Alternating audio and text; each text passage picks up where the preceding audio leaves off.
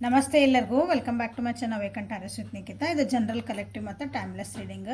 ನಿಮ್ಗೆ ಏನು ರೆಸನೇಟ್ ಆಗ್ತದೆ ಅದನ್ನಷ್ಟೇ ತೊಗೊಳ್ರಿ. ಎಲ್ಲನೂ ಫೋರ್ಸಿಬಲಿ ನಿಮ್ಮ ಮೇಲೆ ಇಂಪೋಸ್ ಮಾಡ್ಕೋಬೇಡ್ರಿ. ಓಪನ್ ಮೈಂಡಿಂದ ರೀಡಿಂಗ್ಸನ್ನು ನೋಡಿರಿ. ಏನಾದರೂ ಗೈಡೆನ್ಸ್ ಸಿಗ್ತದೆ ನಮಗೆ ಜೀವನದಾಗ. ನಮ್ಮ ಈ ಪರಿಸ್ಥಿತಿಗೆ ನಮ್ಮ ಇಲ್ಲೇನಾದರೂ ಗೈಡೆನ್ಸ್ ಸಿಗ್ಬೋದಾ? ಈ ರೀಡಿಂಗ್ ನೋಡಿದ ಮೇಲೆ ನಮ್ಮ ಜೀವನದೊಳಗೆ ಏನಾದರೂ ಬದಲಾವಣೆ ಆಗಬಹುದಾ ಅಂತ ನೋಡಿರಿ. ಸೊ ನನಗೆ ಇದೇ ಬೇಕು, ಅದೇ ಬೇಕು, ಇದೇ ಸಿಗಬೇಕು, ಇದೇ ರೀಡಿಂಗ್ ಒಳಗೆ ಇದೇ ಬರಬೇಕಂತ ಹಿಂಗೆ ನೋಡಿದ್ರೆ ನಿರಾಶೆ ಆಗೋ ಚಾನ್ಸಸ್ ಇರ್ತಾವೆ ಕೆಲವೊಂದು ಸಲ. ಓಕೆ, ಸೊ ಅದಕ್ಕೆ ಓಪನ್ ಮೈಂಡಿಂದ ನೋಡಿರಿ. ಅಥವಾ ಇಲ್ಲಿ ಹೇಳ್ತಿರೋ ಕೆಲವು ವಿಷಯಗಳು ನೀವು ಅದಕ್ಕೆ ಸ್ಟಿಕ್ ಆನ್ ಆಗಿದ್ದರೆ ನಿಮ್ಗೆ ಏನು ಬೇಕು ಅದ್ರ ಕಡೆ ಲಕ್ಷ್ಯ ಇದೆ ನಿಮ್ಗೆ. ನನಗೆ ಇವತ್ತು ನನ್ನ ವ್ಯಕ್ತಿ ಬರ್ತಾರಾ, ಬರ್ತಾರ ಅಂತ ಹೇಳಿ ಬರ್ತಾರಲ್ಲ, ವಿಡಿಯೋ ಎಂಡ್ ಮಟನೂ ಬರ್ತಾರ ಹೇಳಿ ಅದನ್ನ ಕಾಯ್ತಿರ್ತೀರಿ. ಬಟ್ ಅದ್ರೊಳಗೆ ನಡುವೆ ಎಷ್ಟೊಂದು ಏನೋ ವಿಷಯ ಇರ್ತೀವಿ, ಅದೆಲ್ಲ ನಿಮ್ಗೆ ಮಿಸ್ ಆಗೋ ಚಾನ್ಸಸ್ ಹಿಂಗೆ ಭಾಳ ಇರ್ತಾವೆ. ಸೊ ಹಾಗಾಗಿ ಓಪನ್ ಮೈಂಡಿಂದ ರೀಡಿಂಗ್ಸನ್ನು ನೋಡಿರಿ. ಯಾರ್ದಾರ ರೀಡಿಂಗ್ ನೋಡಿರಿ, ಬಟ್ ಓಪನ್ ಮೈಂಡಿಂದ ನೋಡಿರಿ. ಸೊ ಇವತ್ತಿನ ಟಾಪಿಕ್ ಏನಂತಂದ್ರೆ, ಜನ ನಿಮ್ಮಲ್ಲಿ ಏನನ್ನ ನೋಟಿಸ್ ಮಾಡ್ತಿದಾರ, ನಿಮ್ಮ ಸುತ್ತಮುತ್ತ ಇರೋಂಥ ಜನ ಏನಿದಾರ, ಅಥವಾ ನಿಮಗೆ ನಿಮ್ಮ ಬೇಕಾದಂಥ ಒಂದು ಜನ ಅಂದ್ಕೊಳ್ರಿ, ವ್ಯಕ್ತಿ ಅಂದ್ಕೊಳ್ರಿ, ಅವರು ನಿಮ್ಮಲ್ಲಿ ಏನನ್ನ ಗಮನಿಸ್ತಿದ್ದಾರೆ, ನೋಟಿಸ್ ಮಾಡ್ತಿದ್ದಾರೆ ಅಂದ್ರೆ ನಿಮ್ಮನ್ನು ಏನು ಗಮನಿಸ್ತಿದ್ದಾರೆ ನೋಡೋಣ. ಓಕೆ, ಸೊ ಯಾವ ಜನ ಅಂತ ನೀವು ಅಥವಾ ಯಾವ ಪೀಪಲ್ ಅರೌಂಡ್ ಯು ಅಂದ್ಕೊಂಡ್ರೆ ನಿಮ್ಗೆ ಯಾವ ವ್ಯಕ್ತಿ, ಯಾವ ಜನರು ಅದನ್ನು ನೀವೇ ಸೆಲೆಕ್ಟ್ ಮಾಡ್ಕೊಡ್ರಿ. ಮನೆ ಒಳಗೆ ನಮ್ಮನ್ನು ಏನು ನೋಟಿಸ್ ಮಾಡ್ತಿದ್ದಾರೆ, ಆಫೀಸ್ ಒಳಗೆ ನಮ್ಮನ್ನು ಏನು ನೋಟಿಸ್ ಮಾಡಿ, ನಮ್ಮ ಒಂದು ಸಂಘ ಸಂಸ್ಥೆಗೆ ಅಂತ ಹೋಗಿರ್ತೀವಿ, ನಿಮ್ದು ಅಲ್ಲಿ ಏನು ನಿಮ್ಮ ಬಗ್ಗೆ ಏನು ಗಮನಿಸ್ತಾರೆ, ನೀವೆಲ್ಲೆಲ್ಲಿ ಹೋಗ್ತಿರಲ್ಲ ಜನ ನಿಮ್ಮ ಬಗ್ಗೆ ಏನು ನೋಟಿಸ್ ಮಾಡ್ತಾರೆ ನೋಡೋಣ.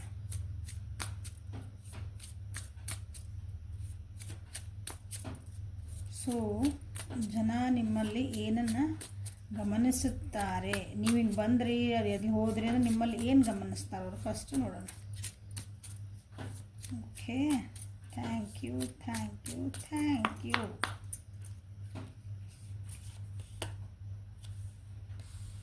Butterfly, owl,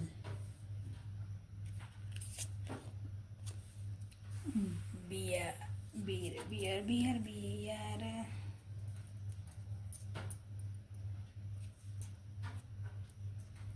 bottom of the deck black egg.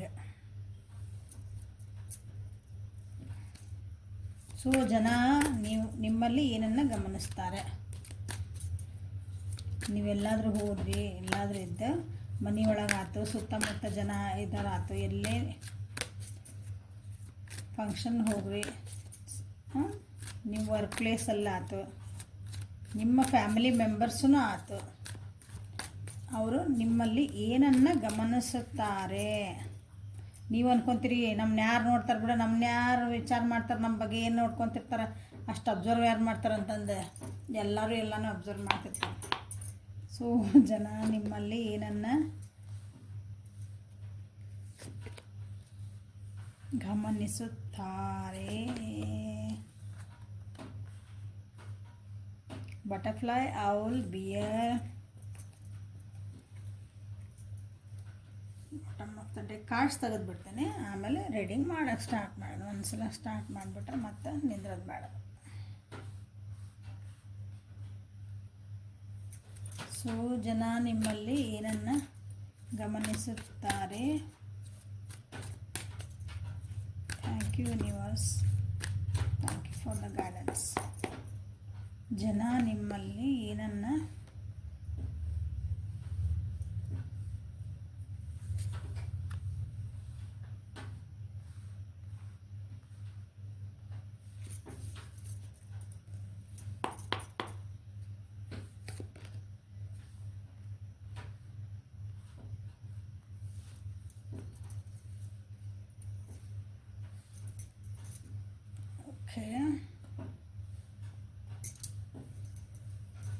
ಜನ ನಿಮ್ಮಲ್ಲಿ ಏನನ್ನು ಗಮನಿಸ್ತಾರೆ ಅಂದರೆ, ಫಸ್ಟ್ ನಿಮ್ಮ ಮಾತು ಗಮನಿಸ್ತಾರೆ, ನಿಮ್ಮ ಧ್ವನಿನ ಗಮನಿಸ್ತಾರೆ. ಓಕೆ, ನಿಮ್ಮದು ಟೋನ್ ಹೆಂಗೈತಿ, ಮಾತಾಡೋ ಟೋನ್ ಹೆಂಗೈತಿ, ಪಿಚ್ ಹೆಂಗೈತಿ,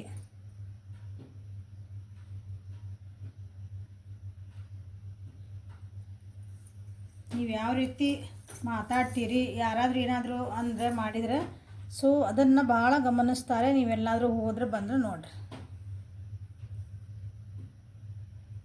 ನಿಮ್ಮ ಮಾತಿನ ಮೇಲೆ ನಿಗಾ ಇರಲಿ, ನೀವು ಮಾತಾಡ್ತಿರೋ ಟೋನ್ ಮೇಲೆ ನಿಗಾ ಇರಲಿ ಯಾವಾಗಲೂ.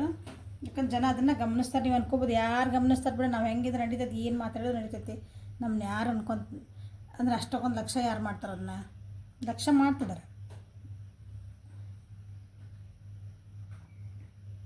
ನಿಮ್ಮ ಡ್ರೆಸ್ ಸೆನ್ಸ್ ಚೆಂದ ಇರ್ಬೋದಿಲ್ಲ. ಕೆಲವೊಬ್ರು ಅಂದರೆ ಒಂದು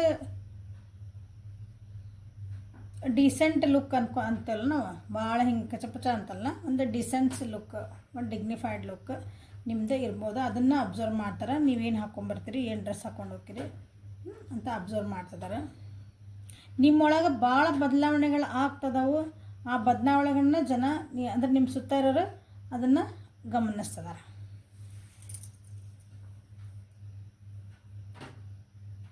ಒಳ್ಳೆ ಬದಲಾವಣೆಗಳು ಅಂತಂದ್ರೆ ಹೆಂಗಂದ್ರೆ ನೀವು ಮೊದಲು ಹೆಂಗಿದ್ರಿ, ಈಗ ಹೆಂಗೆ ಆಗ್ತದೆ ಸುಧಾರಿಸಿದಿರಿ. ಬರ್ತಾ ಬರ್ತಾ ಸಂತೂರ್ ಮಮ್ಮಿ ಅಂತೇವಲ್ಲ ಅಂದರೆ ಎಕ್ಸಾಂಪಲ್ ಹೇಳ್ತದೆ ನಾನು. ಹಂಗೆ ಅಂದರೆ ಬರ್ತಾ ಬರ್ತಾ ನಿಮ್ಮ ವ್ಯಕ್ತಿತ್ವೊಳಗೆ ಸುಧಾರಣೆ ಕಾಣ್ತೈತಿ, ಇನ್ನೂ ಶೈನ್ ಆಗ್ತೈತಿ ನಿಮ್ಮದು.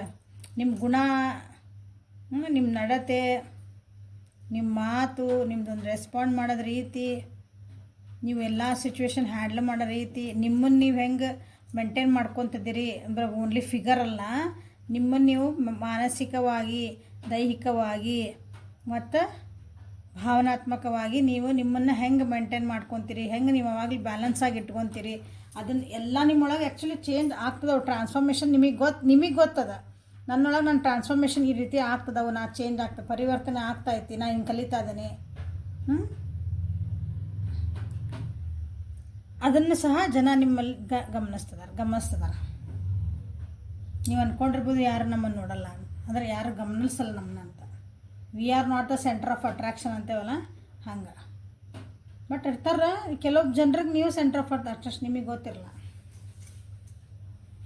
ಕೆಲವೊಬ್ಬರಿಗೆ ನೀವಂದ್ರೆ ಒಂಥರ ಅವ್ರಿಗೆ ಒಂದು ವರ ಇರ್ಬೋದು, ಅಥವಾ ಒಂದು ಟ್ರೆಜರ್ ಅವ್ರಿಗೆ ನೀವು ಅಂದರೆ ನಿಮ್ಗೆ ಅಷ್ಟು ವ್ಯಾಲ್ಯೂ ಕೊಡ್ತಿದ್ದಾರೆ. ವ್ಯಾಲ್ಯೂ ಕೊಡೋದ್ರಿಂದ ನಿಮ್ಮನ್ನು ಇಷ್ಟು ಗಮನಿಸ್ತಿದ್ದಾರೆ. ನಿಮಗೆ ಅವ್ರು ಕೊಡ್ತಿರೋ ವ್ಯಾಲ್ಯೂ ನಿಮಗೆ ಗೊತ್ತೈತೆ ಬಿಟ್ಟೈತೆ ಗೊತ್ತಿಲ್ಲ, ನೀವು ಅದನ್ನು ಹೆಂಗೆ ತೊಗೊಂಡಿರಿ ಗೊತ್ತಿಲ್ಲ. ಬಟ್ ನಿಮ್ಮನ್ನು ಭಾಳ ಅಂದ್ರೆ ಭಾಳ ವ್ಯಾಲ್ಯೂ ಮಾಡ್ತಾರೆ. ನಿಮ್ಮದೊಂದು ಒಂದು ಸಣ್ಣ ಒಂದು ಆ್ಯಕ್ಷನ್ಸು ಅವ್ರಿಗೆ ಭಾಳ ದೊಡ್ಡ ಪರಿಣಾಮವಾಗಿ ಬೀರ್ತಾವೆ. ಸೊ ಪ್ರತಿಯೊಂದು ಅಂದರೆ ಕ್ಲೀನಾಗಿ ನಿಮ್ಮನ್ನ ಎಲ್ಲನೂ ಅಬ್ಸರ್ವ್ ಮಾಡ್ತಾರೆ. ನಿಮ್ಮದೊಂದು ನಡೆ ನುಡೆ, ಕುಂದ್ರ ಸ್ಟೈಲ್ ಆಗಿರ್ಬೋದು, ಏನು ಉಣ್ತೀರಿ, ಏನು ತಿಂತೀರಿ, ಕೆಲವು ಎಲ್ಲ ಅಬ್ಸರ್ವ್ ಮಾಡ್ತಿದ್ದಾರೆ ಇಲ್ಲಿ. ಸೊ ಅದ್ರ ಕಡೆ ನೀವು ಗಮನ ಕೊಡ್ರಿ ಅಂತ ಹೇಳ್ತಿದ್ದೀನಿ. ನಿಮ್ಮಲ್ಲಿ ಒಂದು ಗುಣ ಐತಿ, ಏನಂದ್ರೆ ಎಂಥ ಪರಿಸ್ಥಿತಿ ಬಂದ್ರೂ ಆ ಪರಿಸ್ಥಿತಿಗೆ ನಾವು ಹೊಂದ್ಕೊಂಡು ಹೆಂಗೆ ಹೋಗ್ಬೇಕು, ಆ ಪರಿಸ್ಥಿತಿನ ನಾವು ಹೆಂಗೆ ಅದನ್ನು ಟ್ಯಾಕಲ್ ಮಾಡಬೇಕು ಅಂಥ ಗುಣ ಗೊತ್ತು ನಿಮಗೆ. ಅಂದರೆ ಎಲ್ಲೇ be a Roman in Rome ಅಂತ ಹೇಳ್ತಾರಲ್ಲ, ಹಂಗೆ ಇಂಡಿಯಾದಾಗ ಇದು ಎಕ್ಸಾಂಪಲ್ ಇದೆ. ಇಂಡಿಯಾ ಒಳಗಿದ್ದಾಗ ಇಂಡಿಯಾದಾಗ ನಾವು ಹೆಂಗೆ ನಮ್ದು ಇಲ್ಲಿ ಸಂಸ್ಕಾರ ಹೆಂಗಿರ್ಬೇಕು. ಸೊ ಓಕೆ, ನಾವು ಫಾರಿನ್ಗೆ ಹೋಗೀನಿ, ಅಲ್ಲಿ ಹೆಂಗಿರ್ಬೇಕು ಹಂಗಿರ್ಬೇಕು, ಅಲ್ಲಿ ಪದ್ಧತಿ ಹೆಂಗೆ ಅದಾವು. ಜಪಾನ್ಗೆ ಹೋದೆ, ಅಲ್ಲಿ ಪದ್ಧತಿಗಳು ಬೇರೆ ಅದಾವು, ನಾವು ಅದನ್ನು ಫಾಲೋ ಮಾಡಬೇಕು ಕೆಲವೊಂದನ್ನು. ಹಂಗೆ ನಾವೀಗ ಮದುವೆ ಫಂಕ್ಷನ್ಗೆ ಎಕ್ಸಾಂಪಲ್ ಅಷ್ಟು ದೂರ ಹೋಗೋದು ಬೇಡ.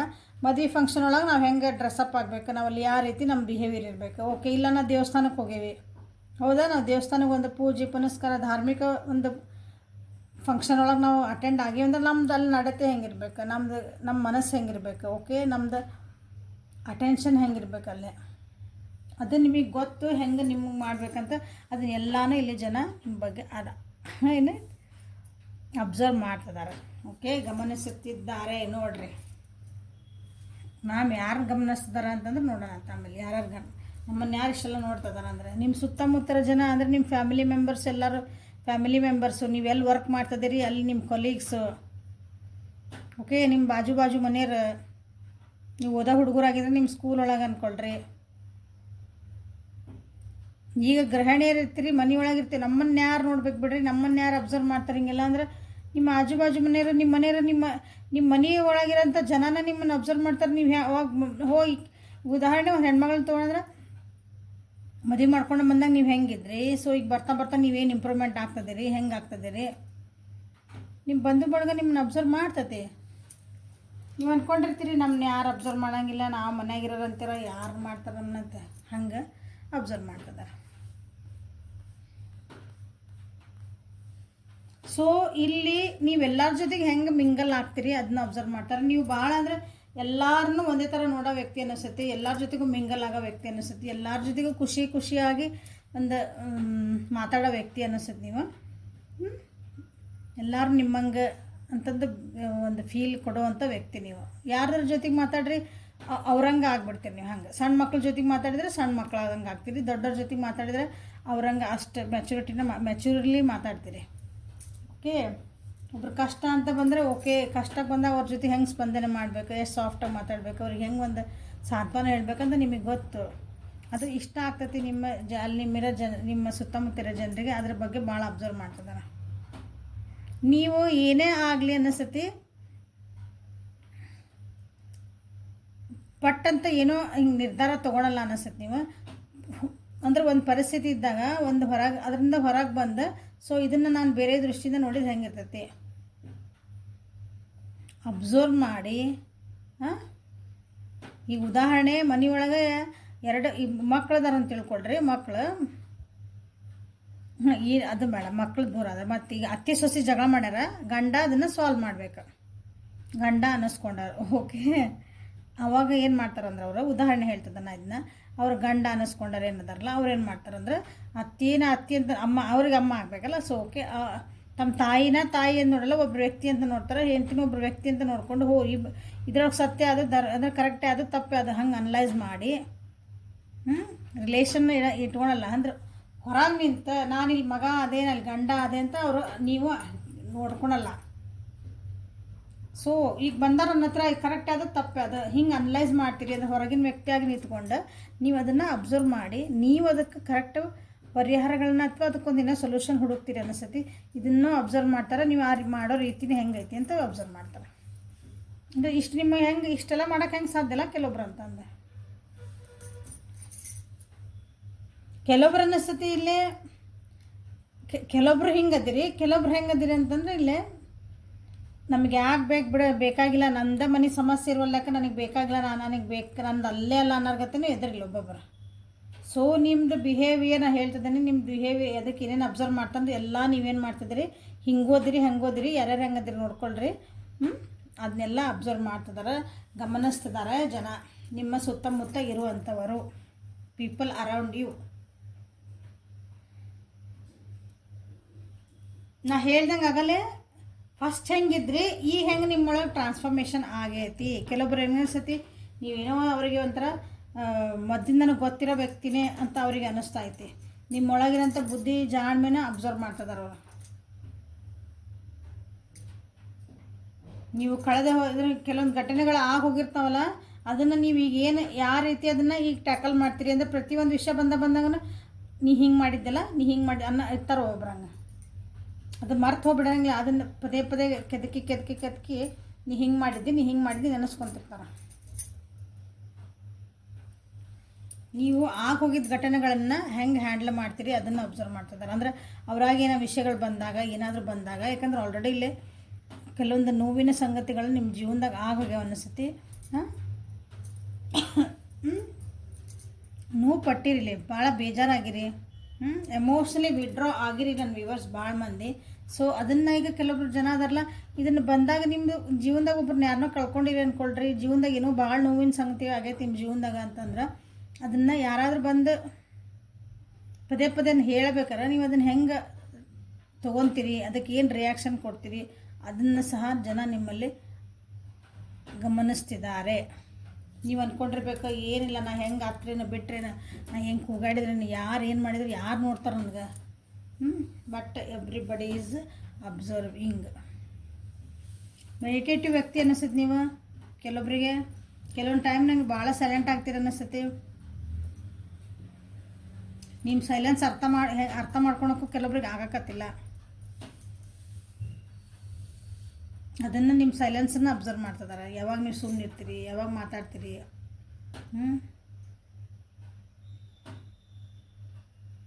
ಕೆಲವೊಂದು ಸಲ ಅವ್ರಿಗೆ ಅನಿಸ್ತೈತಿ ನಿಮ್ಮ ಎಮೋಷನ್ಸನ್ನು ನೀವು ಹೇಳ್ಕೊಳಲ್ಲ.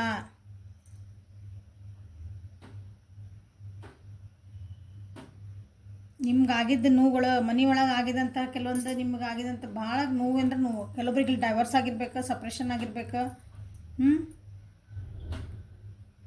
ಕೆಲವೊಬ್ರು ಮಿಸ್ಕ್ಯಾರೇಜ್ ಆಗಿರ್ಬೇಕು, ಕೆಲವೊಬ್ರಿಗೆ ಇನ್ಫರ್ಟಿಲಿಟಿ ಇಶ್ಯೂಸ್ ಇರಬೇಕು. ಈಗ ಆಲ್ರೆಡಿ ನಿಮ್ಮ ಜೀವನದಾಗ ನಿಮ್ಮನ್ನು ಕಂಟ್ರೋಲ್ ಮಾಡೋಂಥ ವ್ಯಕ್ತಿಗಳು ಯಾರೋ ಇರಬೇಕು, ಅವರಿಂದ ನಿಮಗೆ ನೋವುಗಳಾಗಿರ್ಬೇಕು, ಅಥವಾ ಅವ್ರಿಗೆ ಹೆಂಗೆ ಬೇಕೋ ಹಂಗೆ ನಿಮ್ಮನ್ನು ಉಪಯೋಗಿಸ್ಕೊಂಡಂಥ ವ್ಯಕ್ತಿಗಳು ನಿಮ್ಮ ಜೀವನದಾಗ ಅದರ ಅನಿಸುತ್ತೆ. ನಿಮ್ಮನ್ನು ಯಾರು ಅಬ್ಸರ್ವ್ ಮಾಡ್ತಿದಾರಲ್ಲ, ನೀವು ಅದನ್ನು ಹೆಂಗೆ ಟ್ಯಾಕಲ್ ಮಾಡ್ತಿದ್ದೀರಿ ಅಂತ ಅಬ್ಸರ್ವ್ ಮಾಡ್ತಿದ್ದಾರೆ. ನಿಮ್ಮ ಜೀವನದಾಗ ಆಲ್ರೆಡಿ ಹಿಂಗೆ ಐತಿ, ಅವ್ರು ನೋಡ್ತಿದ್ದಾರೆ ನಿಂತಲ್ಲಿ ಯಾರು ನಿಮ್ಮನ್ನು ಅಬ್ಸರ್ವ್ ಮಾಡ್ತಿದ್ದಾರೆ, ನಿಮ್ಮ ಸುತ್ತಮುತ್ತ ಇರೋರು.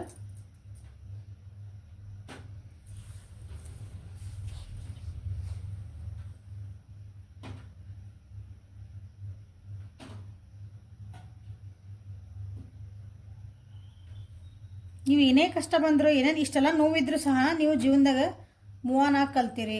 ಅಂದರೆ ಅದನ್ನು ಹೋಗಲೇ ಬಿಡ, ಆಗಿದ್ದಾತ ಮುಗೀತು, ನಾ ಮುಂದಿನ ವಿಚಾರ ಮಾಡೋಣ ಅಂತೆಲ್ಲ ಹಂಗೆ ಮೂವ್ ಆನ್ ಆಗೋದಂದ್ರೆ ಆಗಿದ್ದಾಗ ಹೋತು ಏನು ಮಾಡೋದೈತಿ, ಮುಂದಿನ ವಿಚಾರ ಮಾಡೋಣ ಅನ್ನೋದು ನಿಮ್ದೊಂದು ಗುಣ ಇರಬೇಕು. ಅದನ್ನು ಅಬ್ಸರ್ವ್ ಮಾಡ್ತಿದ್ದಾರೆ ಜನ. ನಿಮಗೆ ಅವ್ರು ಹೇಳ್ತಾರೆ ಬಿಡ್ತಾರೆ ಗೊತ್ತಿಲ್ಲ. ಯಾವಾಗಾರ ಮಾತುಕತೆ ಬಂದಾಗ ಹೇಳ್ತಾರೆ, ನೀವು ಹಿಂಗೆ ಮಾಡಿದ್ರಿ ನೋಡಿರಿ, ಅವತ್ತು ಹಿಂಗೆ ಮಾತಾಡಿದ್ರಿ, ನೀವು ಏನು ಚಂದ ಮಾತಾಡಿದ್ರಿ, ಅದನ್ನು ಎಷ್ಟು ಚಂದ ನೀವು ಹ್ಯಾಂಡ್ಲ್ ಮಾಡಿದ್ರಿ ಅಂದರೆ ಹೇಳೋ ಮನಸ್ಸಿರೋರು ಹೇಳ್ತಾರೆ. ಅವಾಗ ಗೊತ್ತಾಗ್ಬೋದು ನಿಮಗೆ. ಅವಾಗ ನಿಮ್ಗೆ ಅನಿಸ್ಬೇಕು, ನೀವು ನ್ಯಾಚುರಲ್ ಆಗಿರ್ತೀರಿ. ಅದು ನಿಮ್ಗೇನು ಹೊಸ ಅದನ್ನು ಹಿಂಗೆ ಬೇಕಂತ ಫೋರ್ಸಿಬಲಿ ನಿಮ್ದು ಆ್ಯಕ್ಟ್ ಆಗಿರಂಗಿಲ್ಲ. ಅದು ನೀವು ನಾ ಇರೋದೇ ಹಿಂಗೆಲ್ಲ ಹೌದು ಒಬ್ರಿಗೆ ಅಯ್ಯೋ ಪಾಪ ಅಂತ ಬಂದಾಗ ನಾನು ಹೌದಂತ ಒಂದು ಕಣ್ಣಿನಂತ ಬಂದಾಗ ಒರೆಸ್ಬೇಕನ್ನೋದು ನಿಮ್ದೊಂದು ಗುಣ ಅದ. ಸೊ ನೀವು ಹಂಗಿದ್ದಾಗ ನಿಮಗೆ ಅದು ಸ್ಪೆಷಲ್ ಅನ್ಸಂಗಿಲ್ಲ, ನಿಮ್ಮ ಗುಣಗಳು ನಿಮಗೆ ಸ್ಪೆಷಲ್ ಅನ್ಸಲ್ಲ. ಬಟ್ ಇಲ್ಲಿ ನೋಡೋ ವ್ಯಕ್ತಿಗಳಿಗೆ ನಿಮ್ಮ ಹತ್ರ ಏನೇನು ಅಬ್ಸರ್ವ್ ಮಾಡ್ತಿದಾರೆ ಜನ ನಿಮ್ಮನ್ನು.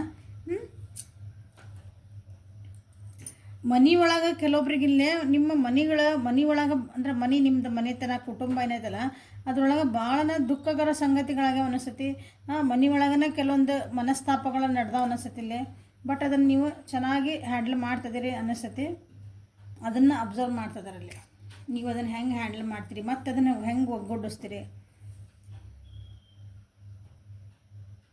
ನಿಮಗೆ ಸಪೋರ್ಟ್ ಮಾಡೋರು ಯಾರು ಇಲ್ಲ ಅಂತ ಕೆಲವೊಬ್ರಿಗೆ ಅನಿಸ್ತತಿಲ್ಲ. ಕೆಲವೊಬ್ಬರಿಗೆ ಇಲ್ಲಿ ನಿಮ್ಗೆ ಸಪೋರ್ಟ್ ಮಾಡೋರು ಯಾರೂ ಇಲ್ಲ. ಫ್ಯಾಮಿಲಿ ಒಳಗೆ ಫ್ಯಾಮಿಲಿ ವೈಸ್ ಹೇಳ್ತದೆ ನಾನು. ಕುಟುಂಬದಲ್ಲಿ ನೀವು ಒಬ್ಬರೇ ಆಗಿರಿ, ಒಬ್ಬರೇ ಓಡಾಡ್ತಿದ್ದೀರಿ ಅನಿಸ್ತತಿ. ಹೋರಾಡ್ತಿದ್ದೀರಿ ಅನ್ನೋ ಸೆನ್ಸ್ ಮನೆ ನನಗೆ ಚೆನ್ನಾಗಿರ್ಬೇಕು, ಖುಷಿಯಿಂದ ಇರಬೇಕು, ಎಲ್ಲರೂ ಒಗ್ಗಟ್ಟಾಗಿರ್ಬೇಕು. ಏನೇ ಆಗಿರಲಿ ಮನೆ ಒಡೆದು ಹೋಗ್ಬಾರ್ದು, ಎರಡು ಭಾಗ ಆಗಬಾರ್ದು, ಮನೆ ಒಳಗಿನ ಮನಸ್ತಾಪ ಆಗಬಾರ್ದು, ಎಲ್ಲರೂ ಒಂದಾಗಿರ್ಬೇಕು, ಖುಷಿಯಿಂದ ಇರಬೇಕು, ಜೊತೆಗೆ ಎಲ್ಲರೂ ಇರಬೇಕಂತ ನೀವು ಅದನ್ನ ಒಬ್ಬರೇ ಓಡಾಡ್ತಾ ಇದ್ದೀರಿ ಅನಿಸತಿ. ಓಕೆ. ಸೊ ನಿಮ್ಮ ಸುತ್ತಮುತ್ತ ಇರೋ ಜನ ಇದಾರಲ್ಲ ಎಲ್ಲ ಅಬ್ಸರ್ವ್ ಮಾಡ್ತಿದ್ದಾರೆ. ನಿಮ್ಗೆ ಏನಾರು ಅನ್ಲಿ ಬಿಡಲಿ ಅವರು, ನೀವೇನು ಮಾಡ್ತಿದ್ರಿ ಆ್ಯಕ್ಷನ್ ಅದು ಅವ್ರಿಗೆ ಕಾಣ್ತಾ ಐತಿ.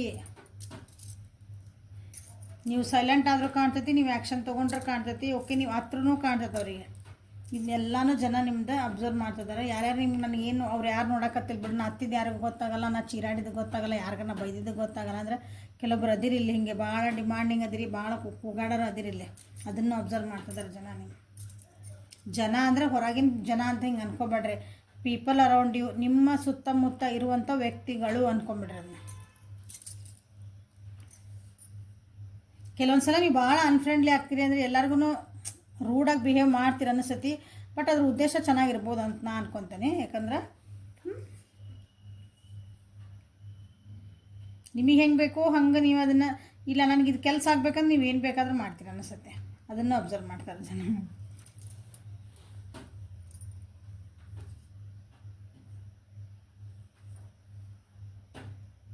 ಸೊ ಇಷ್ಟು ನಿಮ್ಮ ಸುತ್ತ ಇರುವಂತಹ ಜನ ನಿಮ್ಮ ಬಗ್ಗೆ ಏನನ್ನ ಅಬ್ಸರ್ವ್ ಮಾಡ್ತಾರೆ, ನಿಮ್ಮ ಬಗ್ಗೆ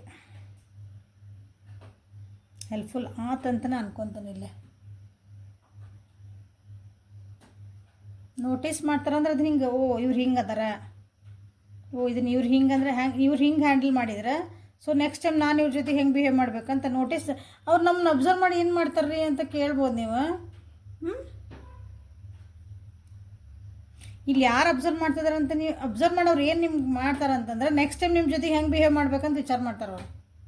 ನೀವು ಆ ಪರಿಸ್ಥಿತಿನ ಹೆಂಗೆ ಹ್ಯಾಂಡಲ್ ಮಾಡಿದಿರಿ, ನೀವು ಏನು ಬಿಹೇವ್ ಮಾಡ್ತಿದ್ದೀರಿ, ನೀವು ಏನು ಮಾತಾಡ್ತಿದ್ದೀರಿ, ನೀವು ಯಾವ ಟೋನ್ ಒಳಗೆ ಅದಿರಿ. ಓಕೆ ನಿಮ್ಮ ಮೂಡ್ ಸ್ವಿಂಗ್ಸ್ ಹೆಂಗೆ ಅದಾವು ಎಲ್ಲ ಅವ್ರಿಗೆ ಒಬ್ರಿಗೆ ನೋಡ್ಕೊಳಕತ್ತಿದ್ರೆ ಅಂದ್ರೆ ನಿಮ್ಮ ಸುತ್ತಮುತ್ತ ಇದ್ರೆ ನಿಮ್ಮ ಜೊತೆಗೆ ಇನ್ನೊಂದು ಸಲ ಅವ್ರು ನಾನು ಹೆಂಗೆ ಇವ್ರ ಜೊತೆಗೆ ಮಾತಾಡಬೇಕು ಏನೋ ಒಂದು ವಿಷಯ ಹೇಳ್ಬೇಕು ನಿಮ್ಮ ಮುಂದೆ ಹೆಂಗೆ ಹೇಳ್ಬೇಕು ಅಂತ ಅವ್ರಿಗೆ ಒಂದು ಐಡಿಯಾ ಬರ್ತದಲ್ಲ. ನೀವು ಏನು ರಿಯಾಕ್ಷನ್ ಮಾಡ್ತಿದ್ದೀರಿ ಅಂತ ಏನು ಬರ್ತದೆ ಇವ್ರಿಗೆ ಅಬ್ಸರ್ವ್ ಮಾಡಿದ್ರೆ ಅಂತ ಕೇಳ್ಬೋದು ನೀವು. ಇಲ್ಲಿ ಯಾರು ನಿಮ್ಮ ಬಗ್ಗೆ ಅಬ್ಸರ್ವ್ ಮಾಡ್ತಿದಾರೆ ಅಂತಂದ್ರೆ ನಿಮ್ಮ ಫ್ಯಾಮಿಲಿ ಮೆಂಬರ್ಸ್ ಅಬ್ಸರ್ವ್ ಮಾಡ್ತಿದ್ದಾರೆ ಇಲ್ಲಿ. ನಿಮ್ಮ ಒಂಥರ ಹಳೆಯ ಸಂಬಂಧಗಳಿರ್ತಾರಲ್ಲ, ಅಂದರೆ ಸ್ಕೂಲ್ ಫ್ರೆಂಡ್ಸ್ ಇರ್ಬೋದು, ನಿಮ್ಮ ಫಸ್ಟಿನ ಭಾಳ ವರ್ಷಗಳಿಂದ ನಿಮಗೆ ಗೊತ್ತಿರೋ ಅಂತಾರೆ. ಈಗ ಹೊಸ ಬಂದಿರೋ ವ್ಯಕ್ತಿಗಳಲ್ಲ, ನಿಮಗೆ ಭಾಳ ವರ್ಷಗಳಿಂದ ನಿಮ್ಮನ್ನು ನೋಡ್ಕೊತ ಬಂದಿರ್ತಾರಲ್ಲ ಅಂಥವ್ರು ನಿಮ್ಮನ್ನು ಅಬ್ಸರ್ವ್ ಮಾಡ್ತಿದ್ದಾರೆ. ನಿಮ್ದೊಂದು ಪ್ರತಿ ಒಂದು ಇದನ್ನು ಅಬ್ಸರ್ವ್ ಮಾಡ್ತಿದ್ದಾರೆ. ನಿಮಗೆ ಗೊತ್ತಿಲ್ಲ ನಂಗೆ ಸುಮ್ಮನೆ ಹೊರಗೆ ಏನೋ ಇಲ್ದರ್ಗತ್ತೆ ನಿಂತ್ಕೊಂಡು ಹೊರಗಿಂದನೂ ಅಬ್ಸರ್ವ್ ಮಾಡ್ತಿದ್ದಾರೆ ನಿಮ್ಮನ್ನು. ಎಸ್ಪೆಷಲಿ ನಿಮ್ದು ಎಮೋಷನ್ಸ್ ಬಗ್ಗೆನೇ ಇಲ್ಲಿ ಅಬ್ಸರ್ವೇಷನ್ ಭಾಳ ಐತಿ. ನೀವು ಎಮೋಷನ್ಸ್ ಇದ್ದರೆ ನೀವು ಹೆಂಗೆ ರೆಸ್ಪಾಂಡ್ ಮಾಡ್ತೀರಿ ಆ ಪರಿಸ್ಥಿತಿಗಳಿಗೆ, ನಿಮ್ಮ ಆ್ಯಕ್ಷನ್ಸ್ ಎಲ್ಲ ನೀವು ಎಮೋಷ್ನಲಿ ಹೆಂಗೆ ಕರೆಕ್ಟ್ ಆಗಿರಿ, ಭಾವನಾತ್ಮಕವಾಗಿ ನೀವು ಹೆಂಗೆ ಸ್ಪಂದಿಸ್ತಿದ್ದೀರಿ ಆ ವಿಷಯಗಳಿಗೆ ಅಂತಲೇ ಇಲ್ಲಿ ಜಾಸ್ತಿ ಅಬ್ಸರ್ವ್ ಮಾಡ್ತಿದ್ದಾರೆ ಇಲ್ಲಿ.